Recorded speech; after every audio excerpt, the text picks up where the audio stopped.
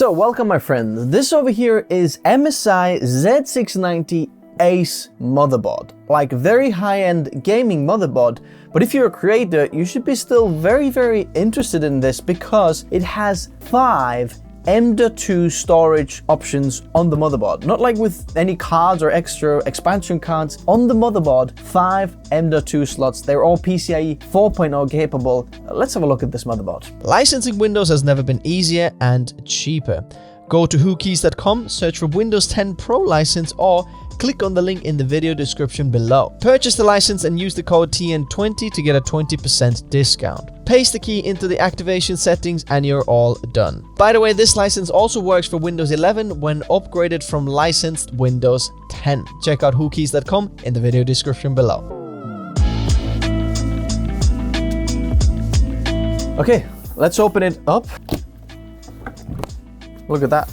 Lustrous aesthetics, pure performance. First of all, the motherboard, let's put that on the side. Whoa, that's a big fella over here. Okay, there's another box. 2 SATA cables, one angled and another straight. And there's 2 sets of these. One mini display port to a full-size display port cable. And there's another one of those. We'll show you why you need these. Then we have an RGB extension cable, actually split cable. So if you want to get 2 like headers from the motherboard, you can plug that one in and then suddenly you have 2 where to plug your, devices in if you need to split them. Very helpful actually. This is a thermostat prong over here to measure temperatures inside your case. Some kind of 3-pin cable extension over here. I'm not sure what that is for. Another thermostat over there. Then over here we have a USB 2.0 like extender bit over here, which is interesting. I'm not sure why you would need that, but if you want to extend your USB 2.0 header on the motherboard or put it like somewhere underneath, somewhere else. Then there is, I think this is the Corsair header. Like there's a 3-pin Corsair header somewhere on the motherboard, and that goes to a normal 5-volt RGB cable header like that. Then there's some literature over here. Then we have the MSI badge over here. Oh, that's very nice. Stickers, MEG, quick installation guide, some SATA labels and fan labels and RGB labels. That's very helpful. And then some more stickers basically over here. Instructions manuals. Then we have the Wi-Fi antenna over here. This is the new one that has a metal back, so it actually has a magnet over there as well. And then underneath over here, we have microfiber cloth. We have an M.2, I think this is the quick installation. Yeah, like a quick latch M.2, like a closing one of those standoffs. So more M.2 standoffs. We have these over here, which is very helpful. These basically you can just do any motherboard, do anything on the motherboard. You can build the computer with these little key rings. And then you've got a little brush to, clean your motherboard. If you wanted to, just get like this brush and dust it off over there. So first of all, one of the first things you notice is that this is E-ATX board. So it's kind of like an inch wider than your normal motherboards. The design is just absolutely amazing. Like looks very high-end gold, like, like one of the rappers that got gold teeth. That's like what it's going over here. So let's do a bit of peel corp over here. There we go. Whoa, let's take all these off. And another thing I straight away noticed about the design is that it's got a backplate cover over here. So if you're putting your motherboard inside the case or something like that, this will protect, so all of these like other things underneath the motherboard are actually protected. Another thing I've noticed, which I haven't seen in a lot of motherboards before, is that underneath the VRMs of the motherboard, the other side where all the power for the CPU goes through, there is actually a thermal pad on here, and then on the top over here, very thick thermal pad that's going to cool the other side of the VRMs as well, which is very interesting. So then all this metal actually takes some of the heat off those VRMs over there as well, which is very good. I've already left my fingerprint on this gold bit over here, so let's try to get that off again. There we go. Design wise, I quite enjoy this. This is like very bling gold, like it really looks gold. The dragon's gold, quite minimalistic at the same time, but fantastic. So first of all, one of the first interesting thing that I'm noticing is that usually these CPU power connectors are on the top left corner, but on the top left corner over here we only have the temperature prong headers over here to put like the thermostats in there. In terms of power, we have 8+8 CPU power over here, or EPS connectors, 24-pin connector on the side, and then no other extra PCIe power for this motherboard. So in terms of the fan headers over here, we have CPU fan on the top over here, pump fan header, and then there's some system fans. 1, 2, 3, 4, 5, 6 fan headers. In terms of the power for each of those headers, all of these connectors are 2 amperes and 12 volts, so like 24 watts, except the pump fan header over here, which is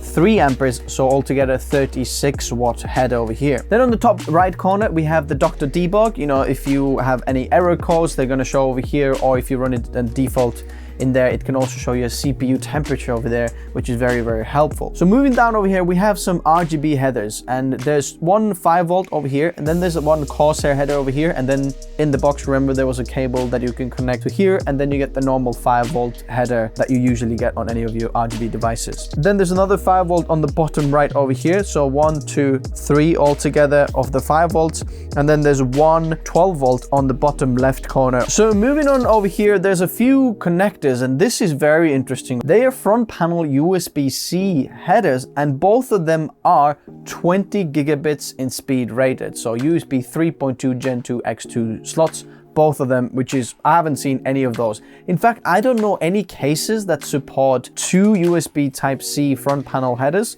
I'd love to see that, or if you know any, let me know in the comments below. While we're talking about the front panel connectors, these 2 Type A front panel USB 3 connectors, both 5 gigabits in speed, but there's 2 of these as well. And then there's also USB 2.0 headers on the bottom over here, and there's 2 of them as well for your, you know, some of the AIOs or whatever devices you might be running in here that need 2.0 headers. Then there is 6 SATA ports on here. Moving on the bottom over here, there's like all the headers you would want from the motherboard, you know, that 99% of people don't use. Let me know if you're one of those people who uses some of these other ports and headers. But basically, you've got your front panel header over here. You've got a power switch and reset switch on the motherboard. There's a few like thermostat prongs again for your, you know, measuring temperature. Another interesting thing over here is an LED switch that you can switch on and off, and then a BIOS switch over here as well that you can switch on and off. That's cool to see over here. Another cool thing that you might want to see is the water flow meter on the bottom, and this is the 3-pin extension that we had on the motherboard box as well.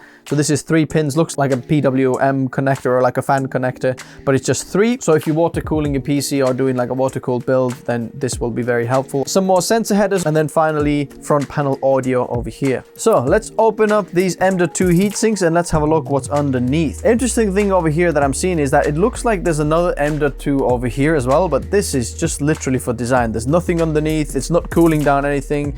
It could be like a heatsink or something, but it's just literally for design so that there's no like empty gap over there. By the way, while I'm screwing these off, obviously this is a Z690 motherboard, which means that this is the 12th gen Intel chip, LGA 1700 socket, and DDR5 memory that goes over here, 4 slots up to 128 gigabytes. Okay, interesting. A lot of different panels to take off. So first of all, I need to take this like little kind of thing on the top off as well to get the screw underneath over there. When taking the heatsinks off, you can see that every single slot on this motherboard is double-sided. So you've got the thermal pad on the bottom and on the top, which is fantastic to see. Your SSDs are going to run very, very cool, especially if you're running a lot of high-end Gen 4 NVMe SSDs. In terms of those slot speeds over here, they're all PCIe 4.0 speeds. The first slot over here is connected directly to the CPU PCIe lanes, and then the other ones go through the chipset. And the interesting thing is there's not a lot of switches going on. Usually you see that many M.2s on the motherboard, there's some switches going on, and okay, if you're going to use this, you lose a lot of other things. But basically, what's happening is that only this 5th slot over here will share a switch between one of the SATA ports.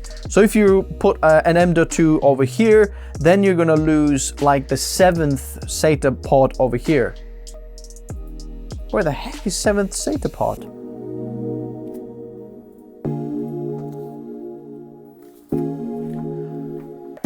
Okay, for some reason they've labeled the SATA ports not from 1, but it's 5, 6, 7, 8, and then A and B1. So basically, when you put the M.2 over here, you're going to lose one of the SATA ports, which is just very, very interesting. Also, first time I'm seeing MSI actually have these toolless M.2 like screw design, so you don't actually need a screwdriver. You just flip that, and then it's going to close like the M.2 over there, and you don't need any tools to kind of screw the screw in, if you know what I mean. But they don't look as good as on the ASUS boards. They're a little bit like fiddly. These top 2 over here are PCIe 5.0 slots over here, okay? First one, X16 slot comes from the CPU. If you want to run 2 graphics cards, for example, over here, then this becomes X8 slot and this X8 slot as well, but still PCIe 5.0 if you wanted to get that bandwidth, but at the same time backwards compatible. Then this bottom slot over here is PCIe 4.0 and it's X4 slot, and this comes from the chipset. These top ones, both of them from the CPU. So whenever you use the second slot over here, the top one slots down to X8 slot from the CPU. So then, time to have a look at the I/O of the motherboard. So we have a flash BIOS button over here and the clear CMOS button over here as well. Then we have 2 LAN ports, both of them 2.5 gigabit ports. Very helpful. I wish one of them was 10 gigabytes, then it would be the best. But then we have some USB type A ports over here. All of these red ports over here, they're all 10 gigabits in speed, which is just amazing. And then we have one USB type C connector on the back over here as well, and that's 10 gigabits as well. But all of these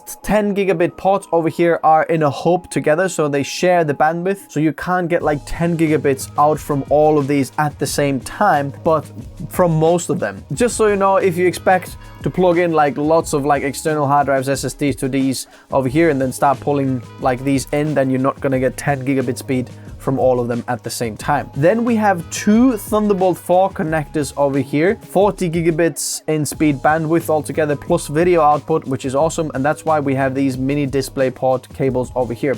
And I like that MSI has actually put the mini display port over here, because ASUS has put like the full size display port over there, which is like maybe a bit more, you know, rigid connector, but actually takes a lot of space on the I/O over here, and you can't put other things in there. So I like that these are mini display ports. Remember, we got those cables in the motherboard as well, so basically connect from the graphics card, boom, into these mini DP ports, and then you get like video out from these Thunderbolt ports over there. We have Wi-Fi and Bluetooth antennas over here, and this is Wi-Fi 6E connection.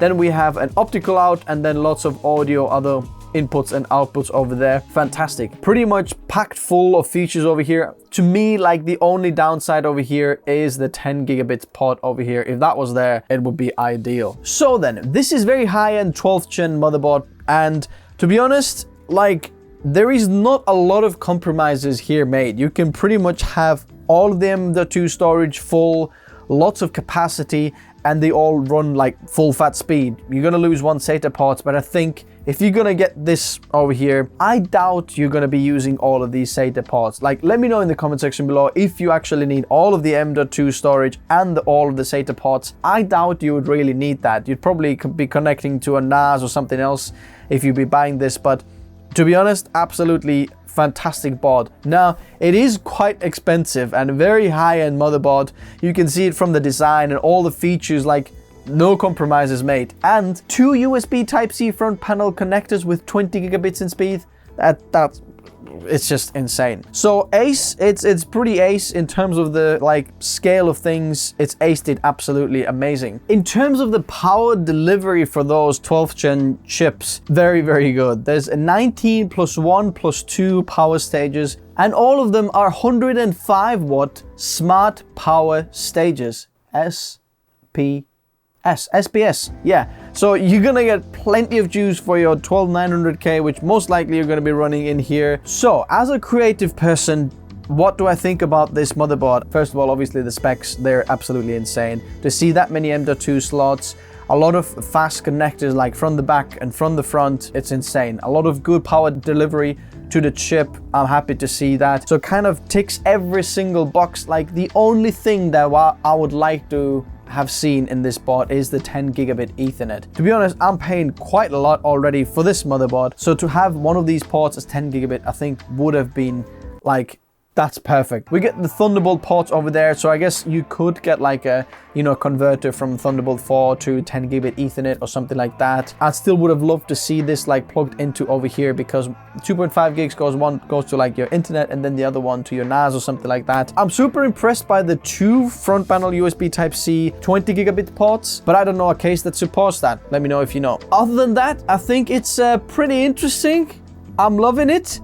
It's very expensive, and 9.5, but if it had 10 gigabit port over there, then it would be like 10 out of 10 motherboard, I guess. But that's it really. The only downside really that as this point I'm looking at this as a creator is that the DDR5 over here, I don't think we have 32 gigabit modules over here out as DDR5. So we don't really get 128 gigabytes of RAM. We need to wait for that. And I would love to know if we actually get 4 slots of DDR5 working in XMP, but I guess, you know, that's another story, another time. This is DDR5 issues. Other than that, I think I'm enjoying it. I'm gonna leave the link in the description below if you want to check it out. Now, if you are watching this and possibly interested in this, I'd love to know your comments and what you think about this motherboard. Let me know in the comment section below. Do you think it's missing something over here? Is it looking nice? Is it awesome? I don't know. Let me know, because I'd love to know from you. Likes if you enjoyed it, subs if you'd like to see more, and adios. See you soon. Bye-bye.